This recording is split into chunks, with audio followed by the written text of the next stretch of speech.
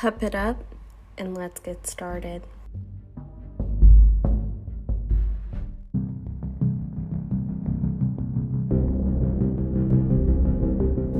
Some material in this podcast may not be suitable for all audiences, so listener discretion is advised. We don't have any politics here. And we don't have any religion that they think is religion.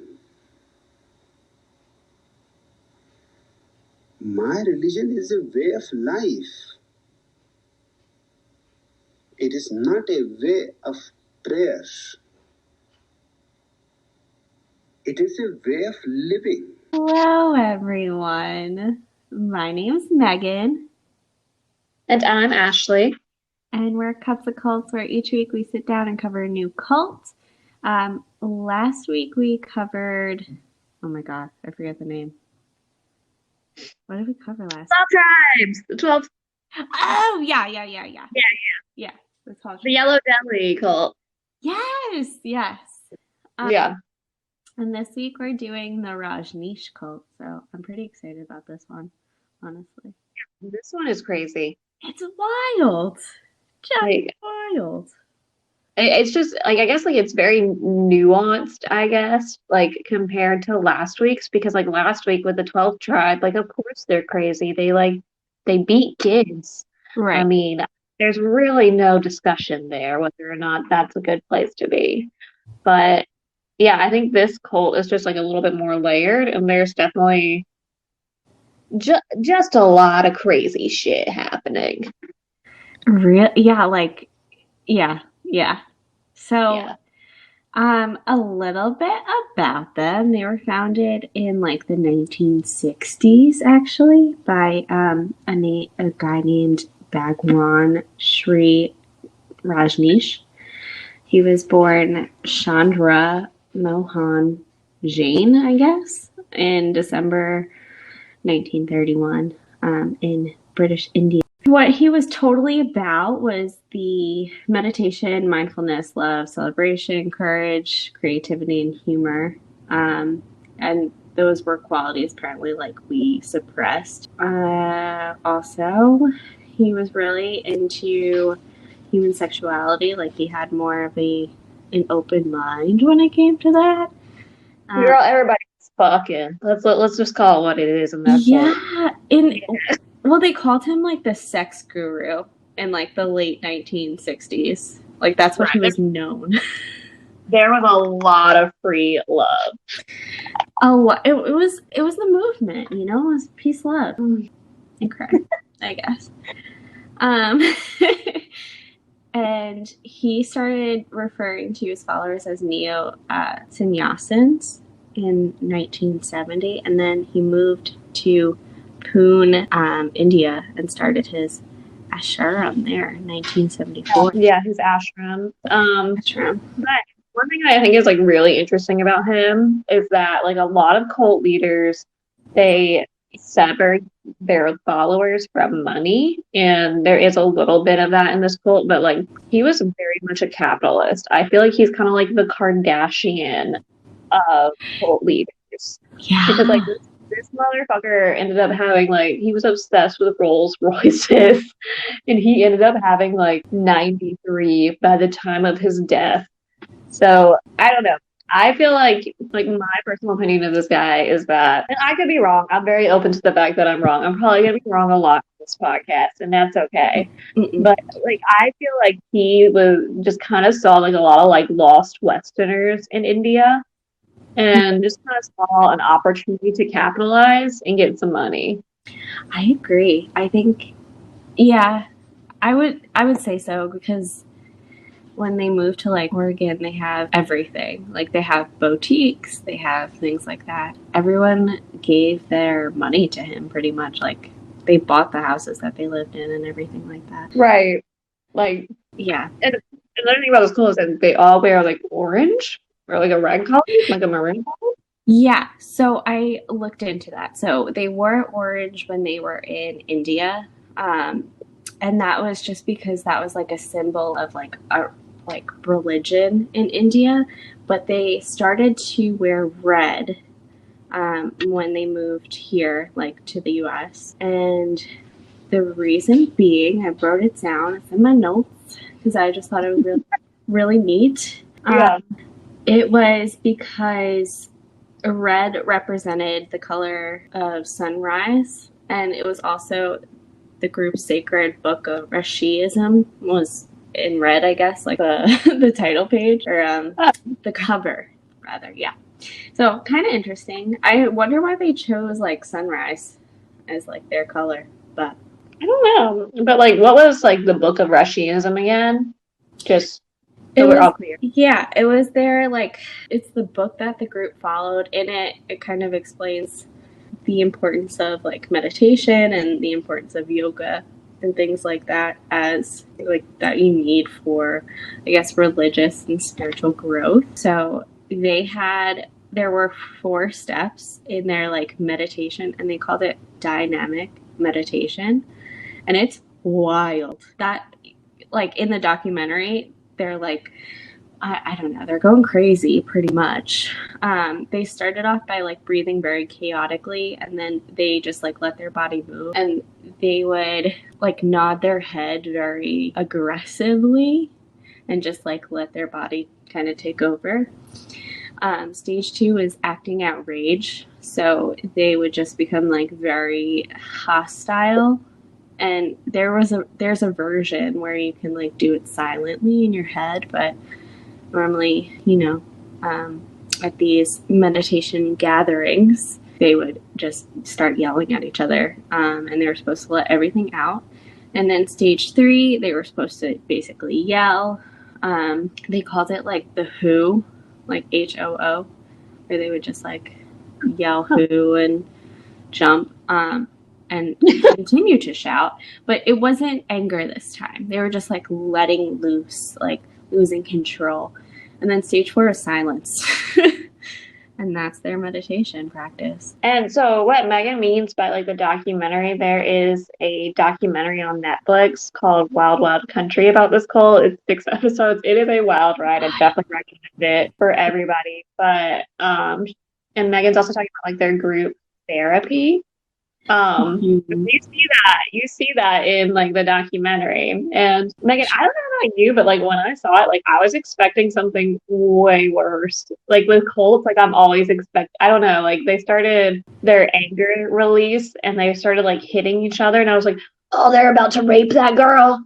And then like they didn't, and then they had an orgy. And then I was like, oh my God, like people, like we're so desensitized now, because I was like uncomfortable, but at the end of it, I was like, oh, that's it. That's all. Because everybody was like, oh, it was a shock to the system. Everybody's like, I felt like everybody's being very dramatic about it, and I'm like, I don't know. We see really messed up stuff like all of the time now. Like I feel like now we're not as, I guess, I don't know. Yeah. Like messed up stuff doesn't really like. I mean, I didn't even see it as like super messed up. I just thought it's kind of like tribal, I guess. Yeah, it was very like primal, I guess. Yeah, but speaking of butts, did you notice that everybody had a really nice butt? Right, and good shoulders. I like noted even like there was a bald guy with like long hair, and I was like, your shoulders are like that of a 20-year-old. Like you're just really built. I was like, dang, like looking good on y'all. But in that, no, I'm sorry, I'm stuck on the butts. Because like everybody had a really nice butt, and I don't know about you, but like I was like looking, I was like, where's the cellulite? Anybody got cellulite? I didn't see none, none, not like nothing. I did not see one fat person there. I wonder, because they were like super into the hippie lifestyle and like organic gardening and stuff. Like, was it just from the lifestyle, or was that, I don't know. It could have been. I mean, so we'll like get into it, but they were like very self-sufficient, especially when they moved to Oregon. But that clip was actually taken prior to their Oregon invasion, and it was released like once they were there though, and it was kind of an attempt to like scare the neighbors. So an insider went to Pune and just started filming at the ashram. I can't say that. Ashram. You want me to say it for you? Yeah. Okay, so ashram. Ashram. Yeah, I don't know. I like putting an extra A in it for whatever reason, but he filmed it and he made it seem like a lot more animalistic and like gruesome than it was. Like though that meditation didn't happen every day where they like just had an orgy afterwards, like but right. And like the group people in like the Rajneesh movement were just very surprised at it because they didn't know that he had like a camera or anything like that. So it was kind of a shock to the community, both like inside and outside the community. Yeah. I mean, that is kind of, I guess, like a violation. I mean, but it was kind of funny to see them go like into like this big orgy and then just have like this quiet meditation immediately after. Yeah. Yeah. It's like, what? Just like, no time to cuddle. Let's just think about our thoughts. I mean, that can be like your cigarette after sex, I guess. Just a really quiet meditation. Think about what's, I don't know. I don't know. Yeah, it's true. It's true. Yeah, that was prior to when they were kind of pushed out of India. And no one talks about it, but there was tension between like the Janata party and the movement was basically like they weren't paying their taxes. So they had like a back tax claim of like $5 million. And instead of paying it, they just like peaced out. That's when they went to Oregon. But like the documentary, we were both watching it, and like the documentary doesn't touch on that at all. That basically the reason they left India was because like they owed like $4 million, $6 million. I have no idea how much it is. But and they just kind of made it seem like, yes, let's go to America, the land of opportunity and Coca-Cola. I don't know why I use that accent, but like, yeah. And a huge part of like why they moved to Oregon had to do with our HBIC, Sheila. Yeah, she was the real MVP, to be honest with you. Yeah. Yeah, so how they like portrayed it in the documentary, it was just like, well, we have so many Westerners coming into this like ashram, and wouldn't it be better if we just like went? They made it sound very like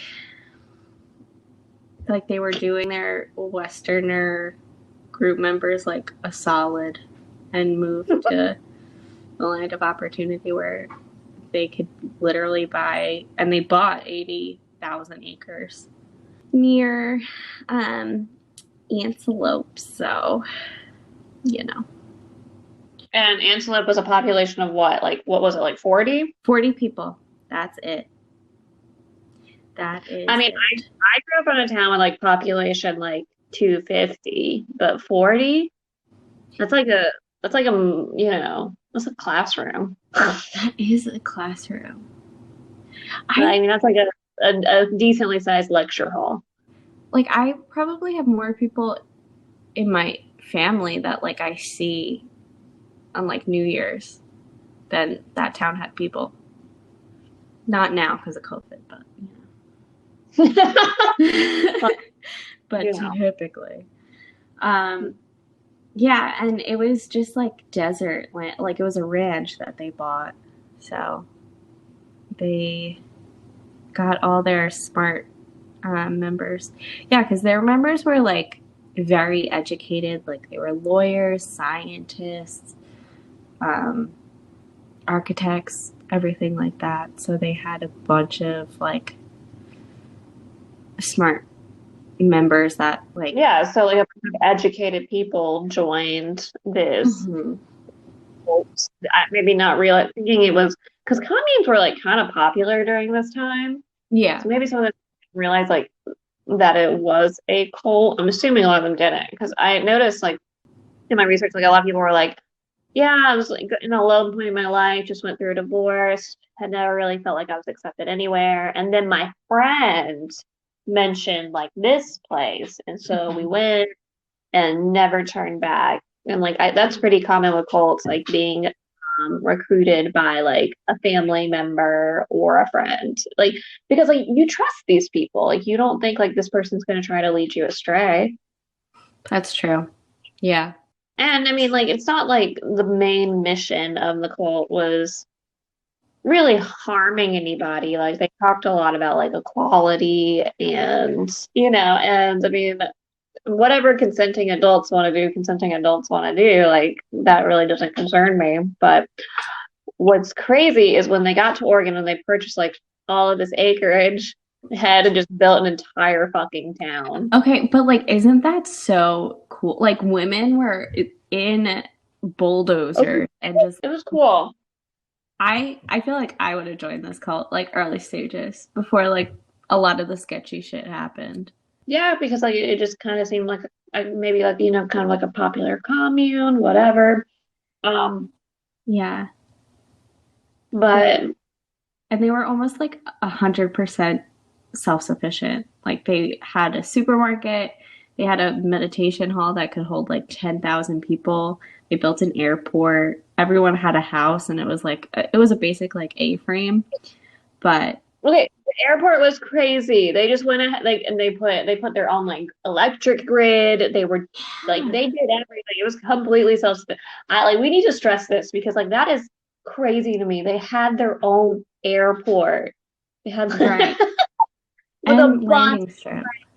It's and also it was desert and they created a dam and they were able to like get I don't know the science behind this. I am not that smart, but they were able to like get everything to start growing again and be like green and lush. And I started tearing up when I was watching the documentary and all the wildlife started to come back.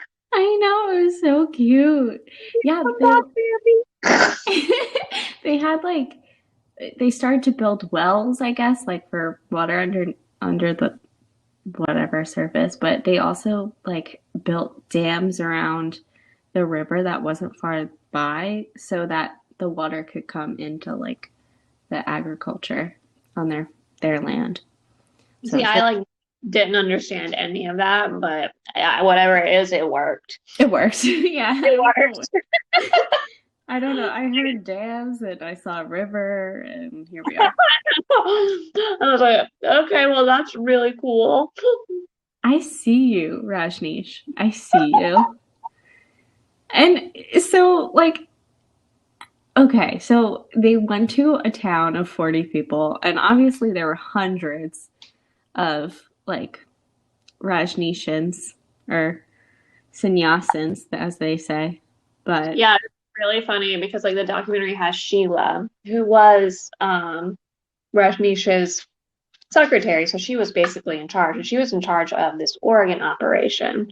And it was really funny like listening to her speak about it, because she was like, we didn't want any lazy people. Meditators were a leader priority. She was like, we had all like the hard workers here, just building an entire city. And those houses they built, those were yeah, a vibe. Those were so cute. the little huts. Yeah, that was like the Yeah. A-frame. I loved them. I was like, you're not, you don't have to clean out your gutters. Think about it. Like, Think about that. That's great. I have gutters, and I mean, I don't clean them out. Tyler does, but my significant other does.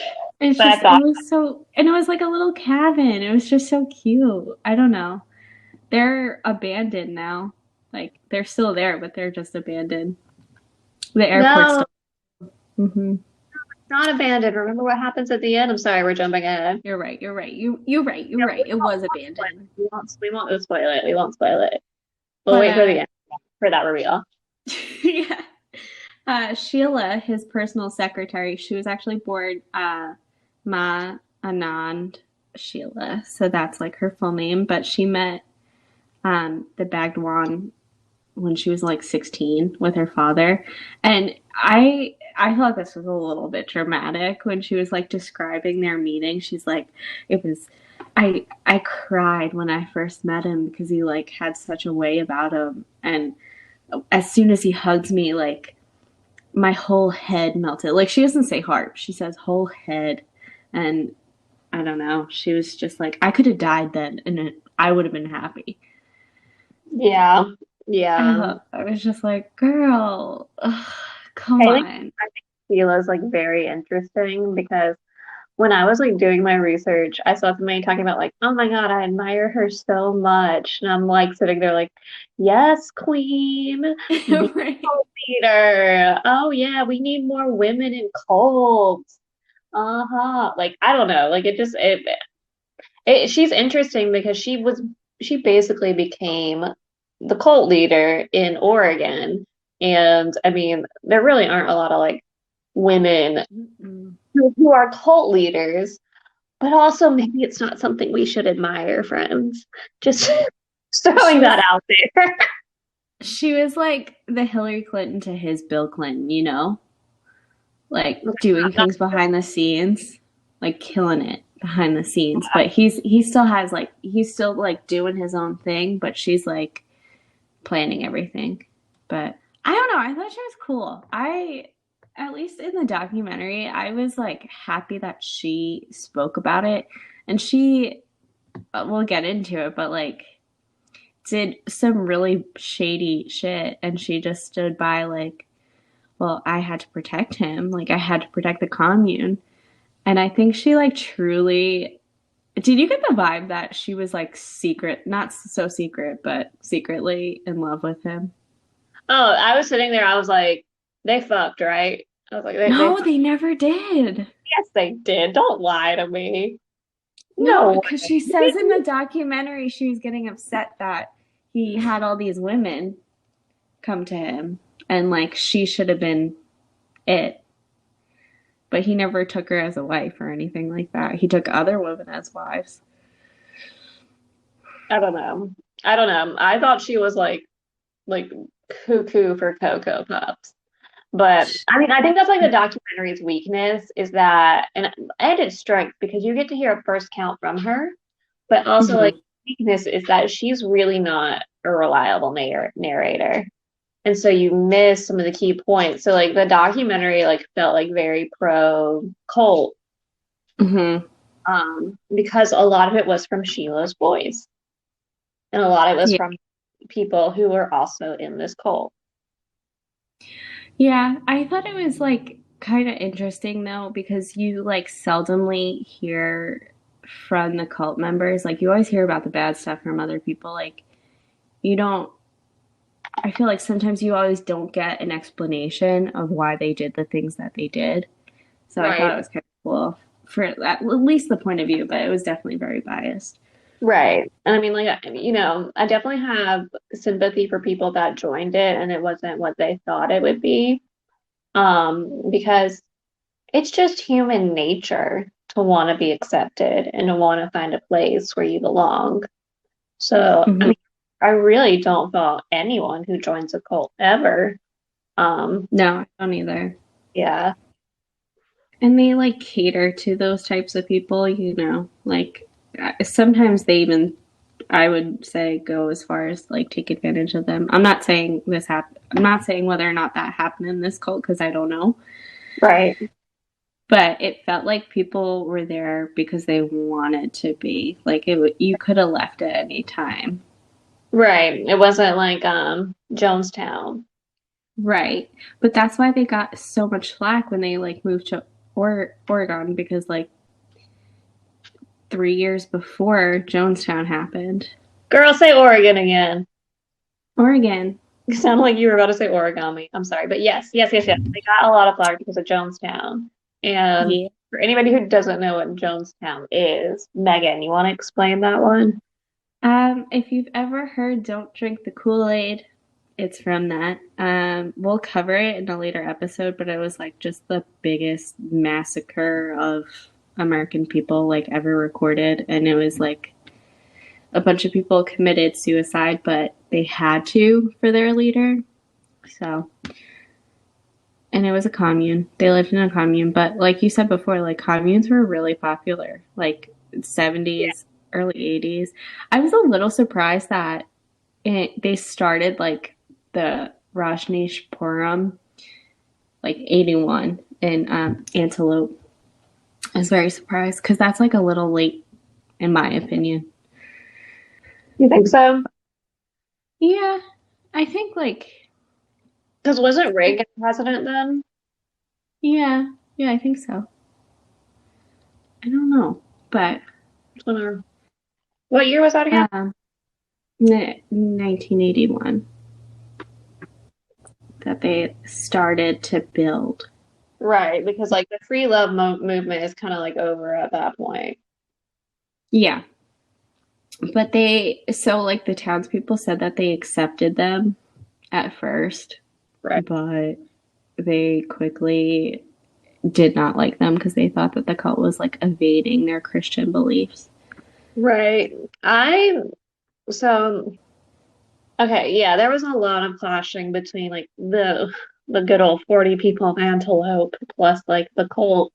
Um and I guess I was a little conflicted watching this because like a lot of like I see a lot of issues with like Christianity, like the purity culture that was definitely pushed down our throats when we were younger, like growing up with like the Jonas Mm-hmm. Brothers and their like like their purity rings that they wore, their Yeah, yeah. promise rings. And there's a huge purity push, and like the sex obviously made them uncomfortable. But I also like don't want to completely villainize. I don't want to villainize either side, but I definitely don't want to completely villainize the townspeople either, because I mean I grew up in a really small conservative town like that as well, and Mm-hmm.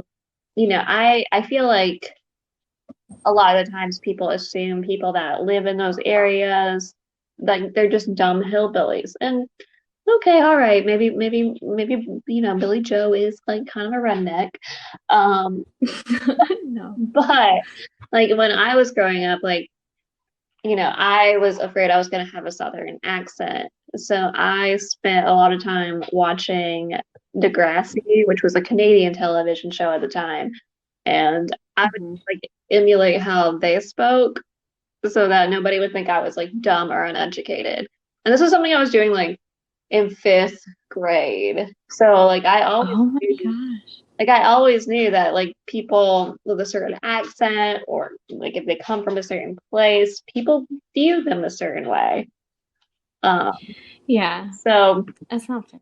so I mean I'm a little I guess a little protective of like, small town folks, but I will say neither one was right in this situation at all. But you know what No. is like a crazy fact was that Bill Bowerman, the founder of Nike, the shoe company, his son had a ranch in Antelope in that town, like around that area. Well, so the Bowman family like created Antelope like years ago, like 1901. So like Bill Bowman lived there too Yeah, and at one point. huge. He was like, "Yo, Bill Bowerman, was it Bowerman or Bowman? It's Bowerman. Bowman? Bowerman? Yeah, I think it's Bowerman. I only know this because my significant other Tyler, he's told me the story of Nike so many times because this man ran like track in high school and college. He's like, oh yeah, like he made it with a waffle iron. He doesn't have any good American shoes, so he made some good American shoes. And like this guy was like an Olympic coach, blah blah blah blah blah, whatever. But I mean, that's crazy. Like, Bill Bowerman. Yeah. I It's just so random. Like when you're watching the documentary, I think it's on like episode 3, and it just like makes a big deal out of Bill Bowerman. dude, And like that's true. Well, he lived there. You know? He was one of the 40 people at one point. right, or however many people, but that was just like, hey, We don't want these like weird sex hippies in orange in our town, you know?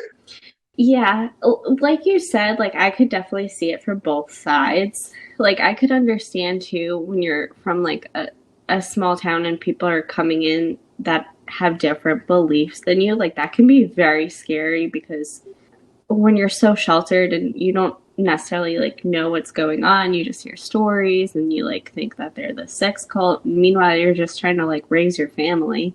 Like I get it. I wonder if any of the townspeople joined the cult. They never said that. I could never find. I did not find one example. I think Bill Bowerman's son, his wife, what was it? Was it her name was like Melissa? Apparently, like I found this last night, and I might be getting the facts wrong. I'm sorry, I'm not an expert, but apparently she was texting like a 17-year-old that was in the cult, or talking to like a 17-year-old that was in the cult. I guess not texting. Texting wasn't like around at the time. Yeah, I was gonna say. I was That's not like currently today. but like trying to like start like a sexual relationship with this 17-year-old. What? Yeah. So Don't do it. no. I know the Nikes like do it. Just don't. Just don't. Don't do it. Yeah, it was okay. So John and Melissa, yeah, his wife Melissa Marie Bowerman was at Jefferson County Jail. She was accused of sending naked photos of herself to a member of the whatever high school track team she coached, exchanging sexual messages with him and asking if a 17-year-old wanted to have sex with her. So was he a member of just the community or was he a member of like the cult? Like his parents were a member of the cult, I guess. Let me see. He might not have been a member of the cult. No, it was actually 2014, so I'm sorry. Not a member of the cult. Oh, But just like a sidebar, just as a sidebar, his wife is a pedophile. Then you know she snuck over. They were neighbors. You know she snuck over. She heard those like groans in the middle of the night and she's just like, So fucked up. I'm gonna get me some Rajneesh. Yeah, it truly is. But that's why, and it's recent. Yeah. Like, yeah. Okay. Stay out of the press. I don't know if I would visit like my significant other if they did that in jail. I'd be like, well, you can rot. Right. I don't know. Like he didn't say it. He brought up his wife like once in the documentary. He's like, "Oh yeah, my wife was there," and that was it. Like that was the context. Yeah. So of her involvement.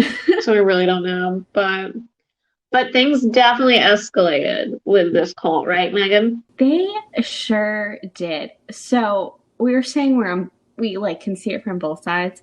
What I did not like about the town community, again, I get that they're scared, but they like went with guns. Oh, it's fine. It's fine. It's fine. Go for it. What? It's fine, girl. Go for it. What do you mean? Oh, I said rip the townspeople apart. No, I mean, I'm not from like a quote unquote small town. I am, but like on Long Island, so that's like worth nothing. Yeah. But I get it. But I did not appreciate when they all like took their guns and their pickups and started like confronting the members who at that point had done nothing to them. Like they were just trying to live their lives. They weren't even in the town that often either. So like this is prior to a lot of their like involvement, I'd say. At least that's how it was portrayed like in the documentary. Right. And they like Rajneesh Puram like retaliated and started getting their own guns and stuff. And the townspeople like lost their shit. They're like, this is like not okay. This is our town. Da da da da da. But like they live there too now. You can hate it. You can hate it, and I get it. I'm sure you do. But like to antagonize them and then have them fight back. I'm not saying they did get extreme where they shouldn't have. I was just like, come on, like you can't bitch about that. You can't. I'm sorry. Okay, so basically the townspeople definitely did go like full redneckery because a lot of them definitely were afraid of just people who were different from them. I'm not gonna say like that was basically what was happening, but I mean maybe there's more to it. I'm not 100% sure, but you know, Mhm. it was definitely like Billy Bobby Joe was like the townspeople definitely went full redneck, and I don't know, I mean, what they were doing was definitely really dangerous because they had the guns and they were like going up to these members of this cult Mhm. and threatening them. And clearly that's definitely going to escalate some things. But like another part of me was like, all right, Billy Bobby Joe, you know, you keep saying fuck around and you're going to find out. But honey, like, I'm sorry, I saw you like cry when like Old Yeller died when we watched that when we were kids. I know you're not going to do anything. I know you're just like acting like you will. I mean, I'm joking, but like I'm sure like the members of the cult actually did feel threatened. And they absolutely were because what happens next? Because the cult members start buying like automatic, semi automatic, like assault rifles, and they start training and they do all that fun stuff as like quote unquote protection because they literally thought that like the townspeople would come in by like they said land or air or whatever, but we'll be ready, you know?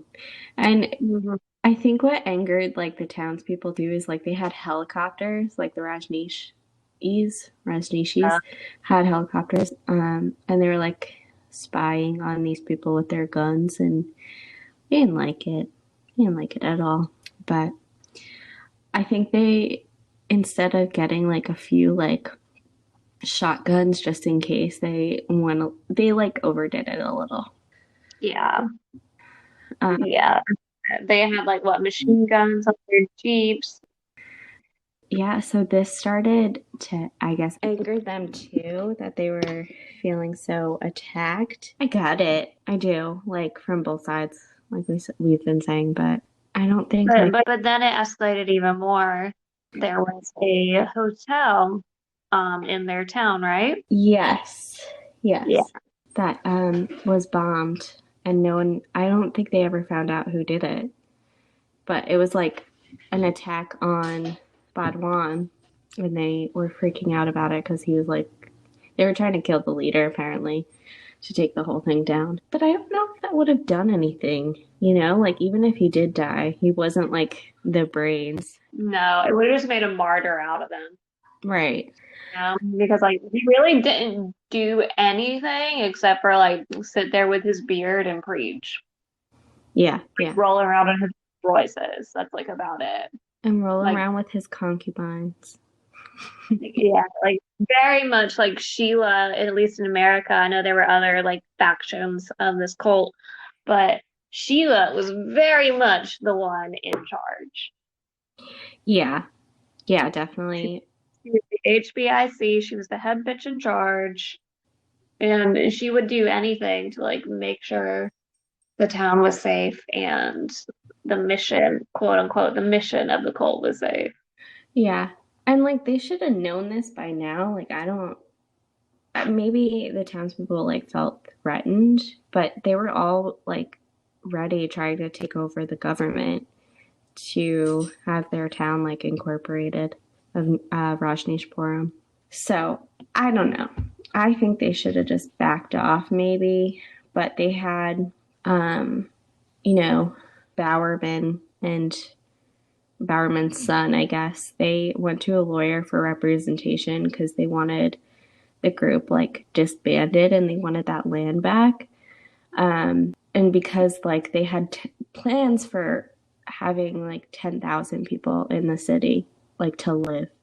So there was the 1,000 Friends of Oregon that came together and started to challenge like the Rajneesh, and they just wanted to derail that community, and that like caused Sheila to get a little wiser with trying to take over, I'd say at least. So they started to buy places within Antelope. Like their people would buy houses, they buy businesses. And these were like businesses and everything that was like for sale. No, I thought it was so funny.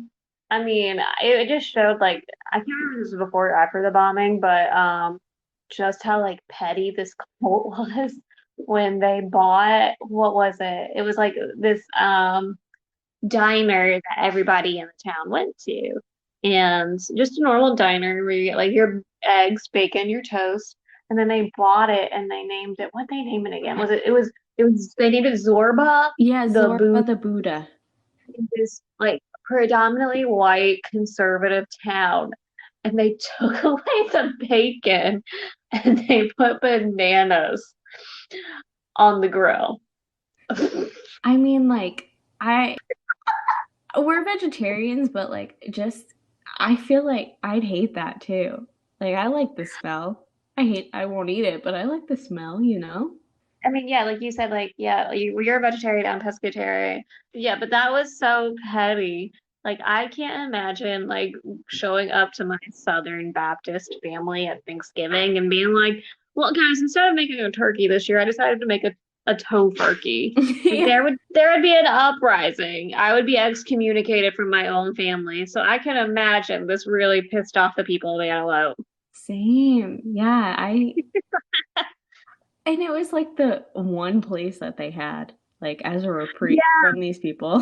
Yeah, I mean, it's not a big town. Like, there's not a lot of places you could grab to eat. And they like take it and they're like, well, this is Zorba the Buddha now. And this is our like organic vegan option. And like these people are like, what do you mean? Don't take, you can take away my freedom, but do not take away my bacon. Yeah, That's pretty much what I felt like that it was. definitely escalated things. But like the town was also like not poor, but I would say like lower middle class in terms of like what they were they were ranchers, so a lot of them were, struggling. So they would just like offer them an exorbitant amount of money and people would take it. But then they bitched about it, and I'm not okay with that. Like it's literally for sale. That's true. Like, I don't know. It's just prejudice. Anyone else is okay to move in, but like you people, you in the red, no, no. Anyone. But you know what? I'm like, I don't think anybody's right in this situation, but like, I Agreed. love my house. But if I had to sell it, I would want to sell it to like somebody that's not like in a sex cult. Like I like because I love my house so much, I would be like, I really don't think I want you to have this because I don't know what you're gonna turn that fourth bedroom into. Like they're gonna be like Fair. things everywhere. It's gonna be our meditation room, aka orgy room. You're gonna meditate right after your orgy again. Yeah, silence. I guess I could see that. I was just thinking like you're moving out of town. You're not around to see it, most That's true. likely. I just take like the money and go.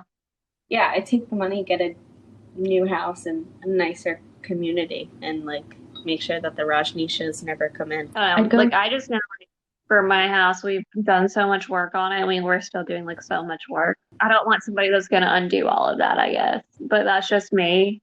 Yeah, But I'm sure these people were just like ready to get out of town. They were just ready to get out. I mean you're right. I'm not a homeowner, so I can't like compare. But I guess these people have been there for like generations and generations. So I guess they didn't want to see it go to begin with, and then to have it go to this quote unquote sex cult was not the best idea. They said it was a sex cult, and it like they definitely had orgies and stuff, but I don't think that was like the primary thing. Well, what would you say like the primary thing was then? I'd say I don't know. Like I don't think all their meditation was like sex based. I think No. I think it was just like so here's the thing though. Like if it's not a family, if it's just like single people, go for it. But like I don't think it was like a family oriented cult. Like I think it was very like The families still did join, right.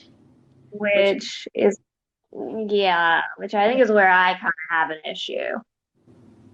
I was just gonna say like I see it like a sandals resort where you just need to make your own food and farm and stuff. Because that's what I imagine a sandals would look like, just people having sex all over the place. Like one of those couples resorts. It'd be fine Yeah. for that, but you know, when you're in a But yurt. Only so much privacy you could get. But there is an article with The Guardian about like this British family that joined the cult and like how it affected mom and dad are like, okay, well let's go join this cult because I don't know. But like how it affected him like as a child in the cult. And yeah, it was like Noah from The Guardian, who was from England, but that like by the time they left when he was 10 years old, he couldn't read or write. Oh my God. And that like he just heard people having sex like all of the time. And there were kids, like houses or like kids' tents where they had to live. So they like lived separately as a family. And even if you Yeah. were like quote unquote married, like you still like lived with someone else, I guess. No, they separated his parents. So like his mom went to go live in one area and his dad went to go live in another area. And they ended up getting divorced. Like the cult kind of having multiple partners and stuff that kind of just like pulled them away from each other. And dad was still involved, but mom got out. Okay. That, And they put all the kids in one area too. So it's not like you were apparently like you just weren't living like as a family unit. mhm. I think for a single person, it's a fine, like whatever. But like for families and couples, I'm like, this is not your cult. And people with young children, I know they had like a school on the, in the town. But man, I was super skeptical when I saw that school because I was like, I know they are not following like Oregon state standards. I know there's some weird stuff going on in that school right there. Yeah, and it was a public school because like these people had given everything to the cult. Again, you're donating to the cause you're in. So, but they would wear like religious garb and everything. So they would do like the red, and they would have like teachings of Rajneesh and like the Rajneesh movement, and they'd go over meditation and things like that. And it wasn't they didn't have the core curriculum Oh that no. normal public school would have. Especially if like this kid that was in until he's 10 years old couldn't read and write by the time he left. That's just sad. It's really just sad. It's really sad. It's not like the other cult though, where like the 12 tribes where they're learning to like sew and stuff. I don't think. I don't think they learned that. No, I mean the kids kind of just like ran free. Yeah. They got probably kind of just raised themselves.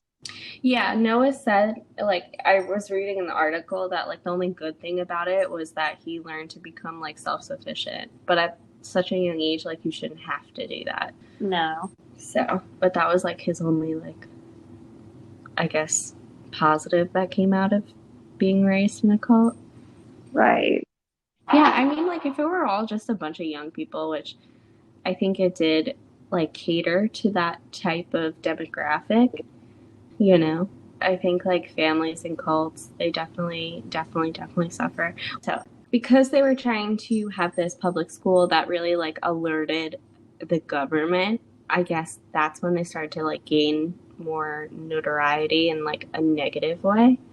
So, the government was looking into them, especially like the Congress, because the town was like quote unquote holding elections, but not really. And this time they were taking over the town. Like at the height of it, they had 4 Rajneeshis on the board, and only one like townsman was on the board.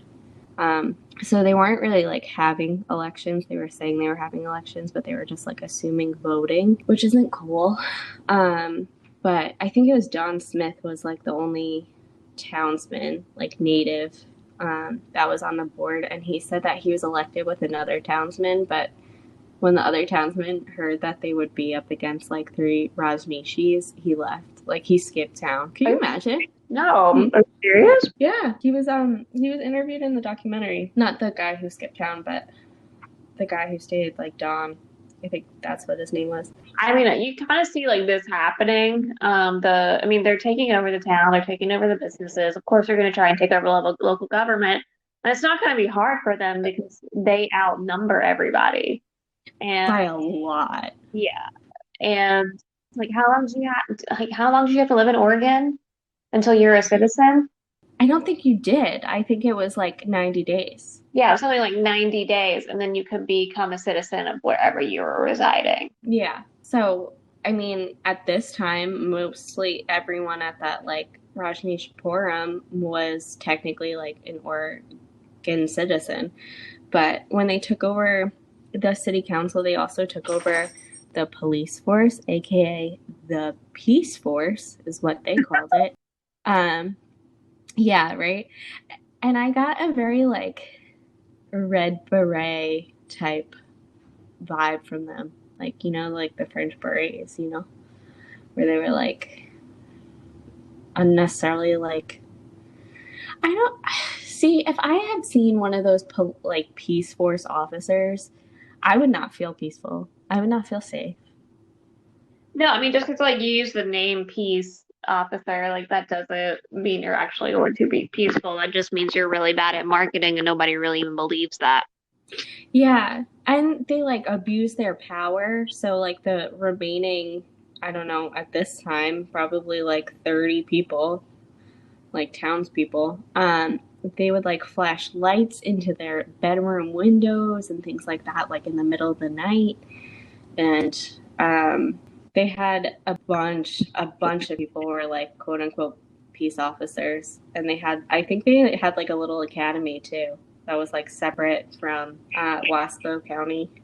It's Is like where their it own came little from. police academy to train them. Yeah, but like if you were arrested, you could be arrested for literally anything. Like it was like a dictatorship almost at that point. Like if you were protesting them, there was a man that like protested them, and he was arrested for causing a disturbance, and they took him to like Wasco County Jail. So Like instead of being he was, peaceful hippies, they're acting a little bit more like fascist. yeah, it was definitely like such a turning point. Like I feel like something snapped in your girl Sheila, and she just went for it. And I don't know if it was like the power where she started little by little to like gain power over the town just so that they could be recognized and incorporated. Like I don't know. And then that's when it like got to her where she was just like, this is a dictatorship. Let's get these people out of here. I don't know. I really don't. I do know that the town tried to get unincorporated, so or deincorporated, so that they weren't considered like Antelope anymore, just to get these people the fuck out. Can you imagine like giving up your town just so these people leave and you can stay on your land? Okay, so they would arrest people for anything. So if you were like picketing them, you went away to the Bosco County Jail for being like disruptive to society and things like that. How scary would that be? Like if I saw like a peace police of like the Rajneesh movement, I would probably lose my shit. I would not be cool. I would not feel peaceful. No, because they're not acting like peace-loving hippies. They're acting like fascists at that point, Right. where there's no difference of opinion. There's no, I mean, somebody can pick at you if they want to pick at you. Right. There it's like remember where you are. You came here for a reason. But yeah, I don't know what snapped in Sheila. Like as soon as she like thought that there was a threat to the community, she really like became a dictator herself. Someone even said that she's like the closest thing to Hitler he has met in his lifetime. It was one of the like the townspeople that stayed. Part of the 1,000 Friends of Oregon. I mean, I don't know if anything snapped in her or if she just became who she is. Because everyone always said that she was a little bit, that she was pretty brutal. And I mean, I'm sure the bombing didn't help her with Yeah. her kind of like rush to kind of, I guess, madness. I don't want to say madness, dictatorship. Yeah. I mean, She was definitely very protective over Rajneesh. Like I feel like it was an unrequited love, you know? Like she's just trying to be his protector and like do everything that he wanted, and he shit on her. He was not like he treated her like a secretary, but really she had like full reins of everything. At least in Oregon. Yeah. I mean, but I think she was always just a little bit crazy. Yeah, I agree. Well, she was like, we're so self-sustaining. Like we have a school, we have boutiques, we have farm, like, which is cool. Like, if that was what I had to deal with, I'm good with it. Meditation, I'm good with it. Right. Anybody would do anything to get out of the 9 to 5 life. Yeah, Yeah. but Like, oh yeah, join a cult so I don't have to like work like that anymore. I mean, I gotta work in the field or the kitchen. All right, it sounds good to me, but right. I feel like that's why a lot of like really educated people did join this cult because I feel like just the way our like the Western world is kind of set up, a lot of people were looking for something in the Eastern world Mm-hmm. because so much emphasis on work here and the American dream, which is unachievable. And I feel like so many people are just really sad. Yeah, it was like appealing because I feel like the quality of life for people in it was so high. Like, Right. I mean, they were hanging out in nature all the time. They were eating really good food. They had a community. They felt accepted. They were like somewhere like they where they belong. I yeah, mean, it was pretty appealing. There was a couple times where I was like, "Well, I said I wouldn't join a cult, but no." But I don't think this would be the cult that I joined, though. I I'm feel still like waiting on the. Like, I would definitely would have joined that cult. I think I would have joined this like prior to the bombing, or like in the beginning. So there's only a year that, no, not even like 6 months that goes on where they're building things and it's like peaceful. And I feel like I would be a-okay with that. Like I'd love to just like build shit with my bare hands, ride a fucking not a tow truck, like a crane and just go at it and have some fun in the sun by being very well fed and, you know, living like a hippie vegetarian lifestyle. I'd be cool with it. But Yeah. only those 6 months. Yeah, because then things kind of just go lopsided. Everything goes a little. Right. Like during those 6 months, they only had to focus on building. And then after that, they started just like, I don't know. It sounded like they were having sex in the streets. I don't know if they really did, but like it was kind of sounding like they were. Um, I mean, man, the bushes probably. yeah, yeah, probably. But yeah, that would have been a little too much for me. But also, like the whole like polygamy thing, I think I'd be like, nah, I'm good. Yeah, yeah. I think that's where you lose me too. That just sounds really stressful. Right? Like just too much time wasted. Yeah. Ain't nobody got time for that. Yeah, like my significant other, he always tells me like, I would never cheat on you. Because like that's just I don't have really good time management. I mean, it's a joke. Like obviously, there's other reasons he wouldn't cheat on me, but these people that have like second families, like how do you manage your time? No, seriously. I don't get it, but Oh, I'm because going off my second family. peace out. I'll see you later. Well, here it was just like I'm gonna go to my second family in their house tent. I think yurts when I think of them, but I think they were like more evolved. They had those houses. No, they had those really cute little houses, but apparently it wasn't like there was. I guess there wasn't like any. I mean, maybe there was some. I mean, I don't know for sure, but it wasn't like a nuclear family style home where mom and dad and kids all lived together. It was like kids here, you know, Your women cult here, men wife, yeah, your here. cult wife and husband here. Your real Yeah, wife and husband over there. I don't know, but part of how they started to like gain recognition within the government because they really just wanted to be considered like a city. Like they had plans for 10,000 people and like Antelope people were like, nah, we're not cool with that. Da, da, da. So they're like, okay, let's infiltrate this town, take it over as our own, and then we'll talk. So they named the city of Rajneesh because that was approved by city council again because it was 4 against 1. Um, and because the government tried to take them down with using the establishment cause to disband the community, they started to recruit homeless people and convicts and like young adults that had no family, nothing, like no job, all throughout the country. And they recruited them to live in like Rajneeshpuram, but they would go to like cities and everything like that, and they would have a bus. So people from Rajneesh would like go see people. Like, have you seen Billy on the street? Like, I feel like this is very Billy on the street. Like, just walk up to him, like, yeah, like, I'll give you $1. Name a woman. Name a woman right now.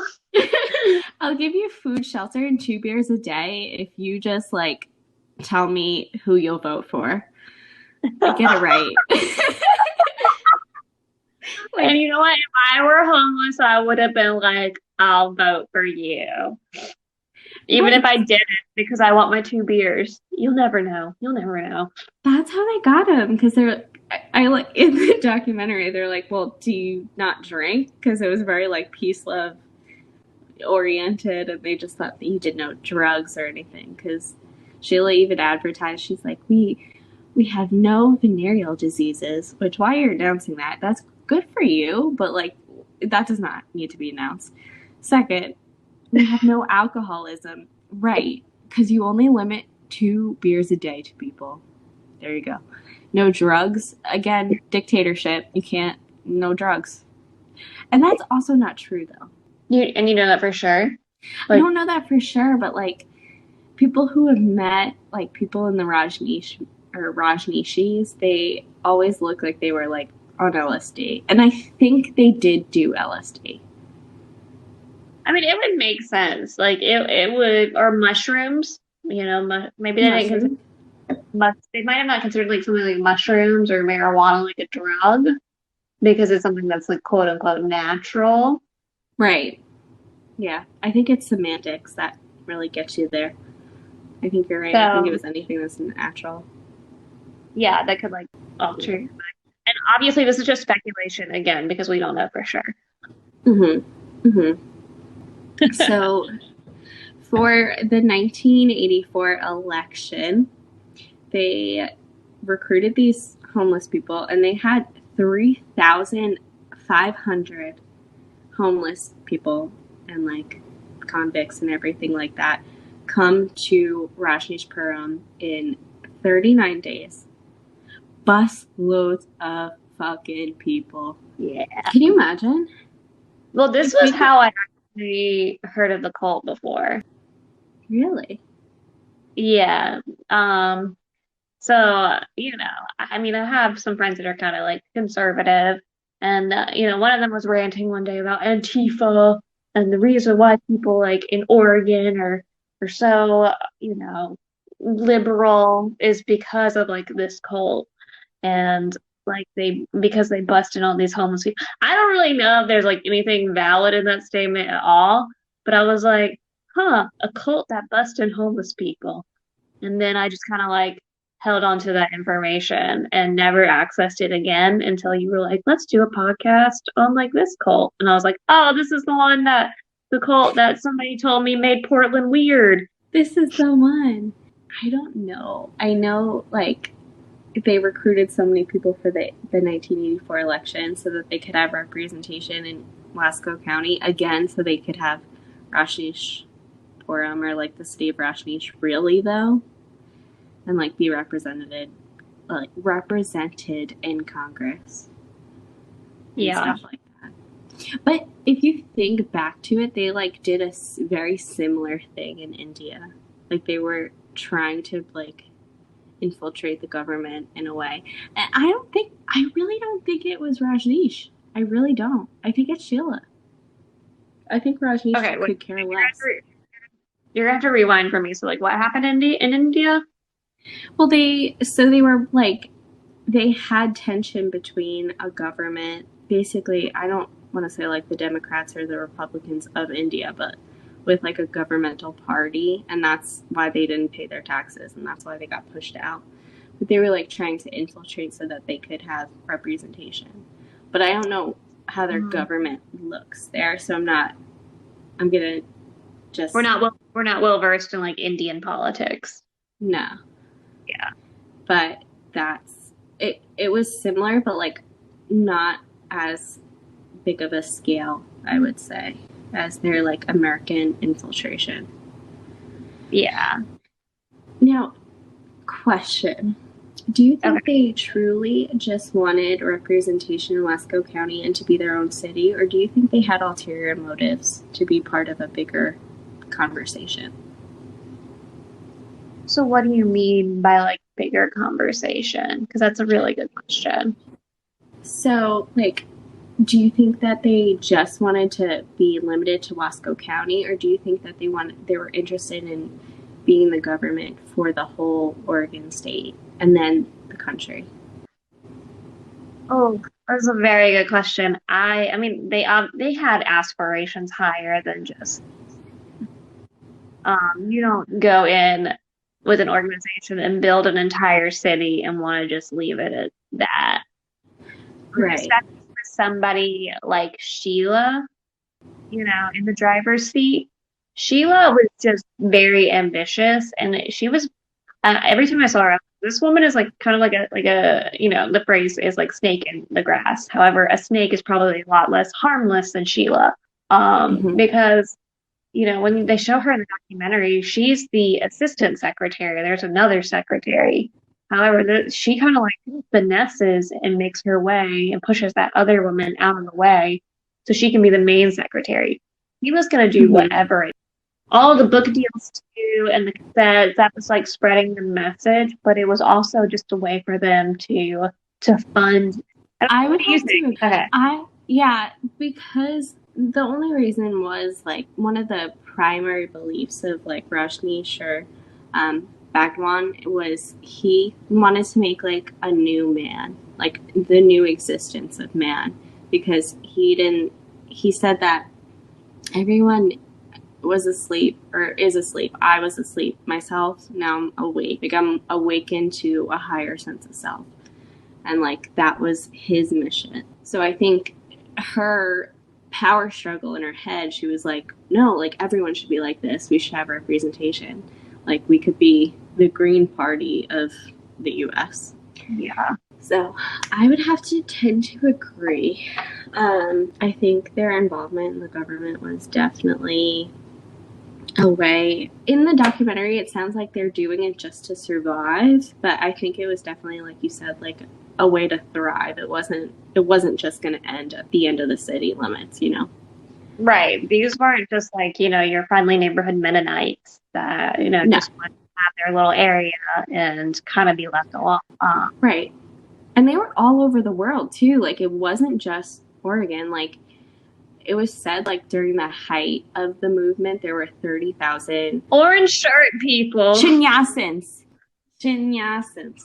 So I think she wanted a place where they could go to, but that was just, you know, because they had a world festival in 1983 where like, again, 10,000 people came, and it was imagine like the Coachella of cults.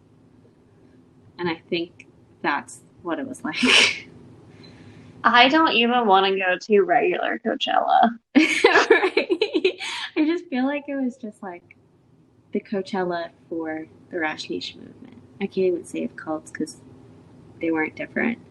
But so many people from Japan went, people in Australia, because that's where they had communes. They had communes throughout the world. They had some in Russia, China, Japan, Australia, Europe, clearly the US.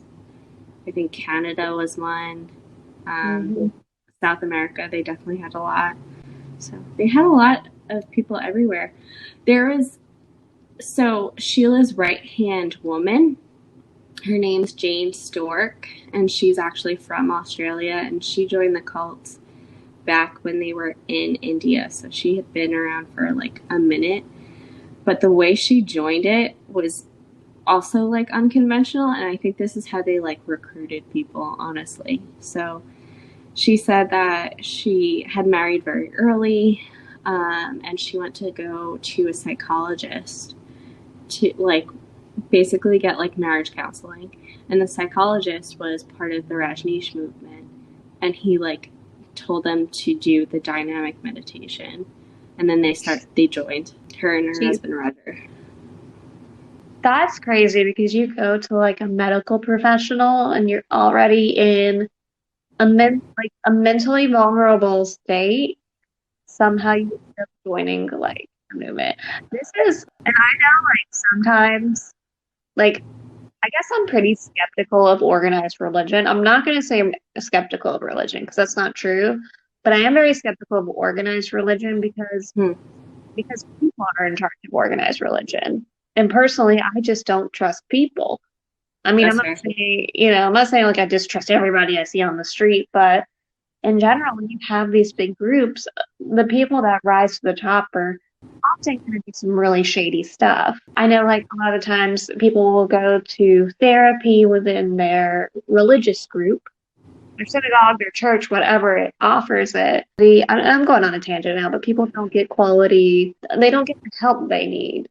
Right. I agree. Because there's like an agenda to it, like she was going there for marriage counseling, and like his interpretation was like do guided or do dynamic meditation and then join this cult where you can do whatever. Like that's not something in like the DVM or anything like that. Right. For psychology. Like right. I don't think. It's not kosher. Yeah. And I mean, I know like let's say your husband cheats on you and you go to marriage counseling in a church. I mean, the agenda there is to make sure you like stay together no matter whether or not you need to be together or anything. Like they're going to find every little way to try and get you to stay together. And often, like even if like the man cheated, like they're like, well, we have to fix this marriage because this is you want to be seen good in God's eye, and then it kind of God wanted this. Yeah, and then kind of like the responsibility ends up being placed on the woman, and then the guy kind of gets off scot free. I don't know. And that's just an example, but it's just like like mental health. You know, I was getting really mad too when I was watching like all of the homeless people get busted as well because we know like homeless people, a lot of them have really debilitating mental health issues. And so especially during this time, sorry to interrupt you, but like especially during this time where you had like the asylums and like mental institutions and they were closing and these people had nowhere else to go because their family already abandoned them. Right. That happened near my dad's college, and there was like when he went to college, huge uptick in like homeless people around. And it's not okay that like this country just doesn't have any care available for these types of, it's just not accessible for everyone. No, and even myself, like I have health insurance and everything during the pandemic. I have anxiety, depression, whatever. It was even hard for me to find like a counselor. So I can't imagine like not even having the way. Yeah. Yeah. And definitely like a tangent, but that's okay. But I mean, it relates because, these homeless people are people who should have been taken care of, but instead they had a cult bust them into Oregon for a political game. Like the cult didn't really care about these people.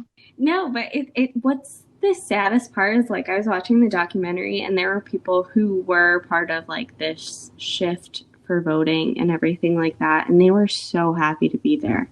They're like, I don't have to worry about a gun being pulled on me or a knife being pulled on me or like worrying what I'm going to do that day or if I'm going to eat or have to steal. Like, I could see how they got them, And this was also during the Reagan administration when like the crack epidemic started, where they were putting crack on the streets. I'm sorry, people that love Reagan, but it has to be said anyway. Yeah, it could have happened. It happens to everyone, you know. But I would have to agree. But for the criminal activity, you will have to wait till next week because we're gonna like really dig into it because there's just so much you can't cover in one episode. We definitely have to do a part two for the Rahashis. Like, oh, I just butchered it, but oh well. For this cult, I'm gonna call them like the orange shirt people. But Red shirt, red shirt. We're in America. yeah, we haven't even gotten to all of the fun felonies they committed. We haven't really even gotten to like the real bad part yet. So, I mean, it was all The peace and love until it wasn't. right, the fun felonies. I love that. You know, TM TM. you know, sometimes it's fun to commit a felony. I'm just kidding. I've never committed a felony except for like maybe Tyler's mail once because he said I could, but I don't think that counts. That's not a felony then. No. Yeah. It's not a felony. But yeah, that'll be next week. We'll delve into all the criminal activity and your girl Sheila, whom we have mixed feelings about. I do, at least. I think she was badass, but she was just a badass for the wrong girl. cause. Girl, you know, like she's a badass because she's a woman, which is fair, but it also isn't. I mean, I don't know. equality.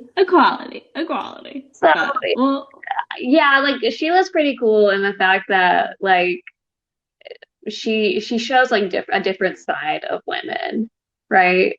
And I'm going on another tangent, but that a lot of times like we don't see women as like fully formed people, and like I'll say this about minorities too, but like women can be, women can be the villain, women can be the hero, but like we're fully formed people and we all have different personalities. We're not exactly the same. And Sheila is batshit crazy, but you know what? She's very interesting. She is. Do you think that's kind of the reason why she hid behind Rajneesh? Because in like Indian culture, you kind of you're behind a man, and you play puppeteer sometimes. Maybe. Where I feel like if she was like an American woman, she'd be like, "No, this is what we're fucking doing, and you're gonna listen." No, I mean she was kind of like that way anyway, but like true. She was a young girl that saw an opportunity and she took it. Mm-hmm. How old was she again when she like joined the cult? Like she was 16 when she met him. She was like, and I think she was a baby. Yeah, I think she was like 18 when she like officially joined, where her like dad wasn't around. Yeah, but we'll get into it. Yeah. She's a pivotal character. Yeah. Sheila, no, it doesn't matter where Sheila would have gone. Like her path was probably always going to be sketchy. You think so? Yeah, Robert Frost is like, I took this travel by and it made all the difference. And Sheila's like, I always took the sketchy road. I paid that motherfucker. Yeah, it's true. It's true. But we'll find out in next episode. Next week, we're going to talk about all of the crimes this cult got into. All the crimes, rhymes, good times. Ooh, I like that. Ooh, yeah. Threw that out there, but I think it works. So we'll dig into it. We didn't cover what we were drinking or what like last episode was, did we? No. No, we didn't. I was thinking about that too. But I have nice kombucha. You had some kombucha? Yeah, this morning. Yeah, this morning I tried like 3 times to make the perfect matcha latte. And I messed up like the first time, like the water was way too hot. And if the water's too hot, the matcha is bitter. But I tried like different temperatures. Yeah, did you know that?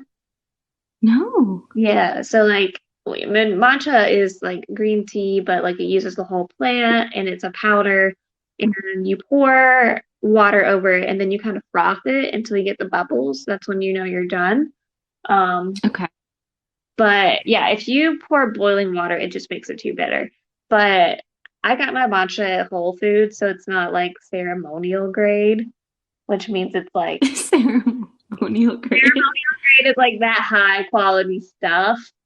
Okay. So it did not taste the best no matter what temperature it was.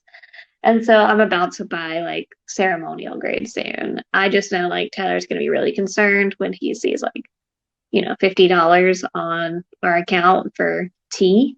But I mean, Matcha. for matcha. But For also I don't think matcha. he'll be surprised. Right. Well, we have to spill the tea on cults. We need ceremonial grade. We need ceremonial Always. grade because I'm gonna get it from like a really like a place that I found in Japan that makes like really high quality tea because Damn. I'm a tea snob. I'm a tea snob. I see you. I see you. I get it. I get it. But we'll cover it next episode too. Yeah. We'll talk about what we're drinking in the beginning so people know. Yeah. They don't have to listen all episode to find out, but actually they should anyway, so it doesn't matter. All right. Well, this has been Cups of Cults, and we're clearly spilling tea on cults and other things too, so it works out. But we'll see you next week. All right. See you next week. See you next week. Bye. Bye.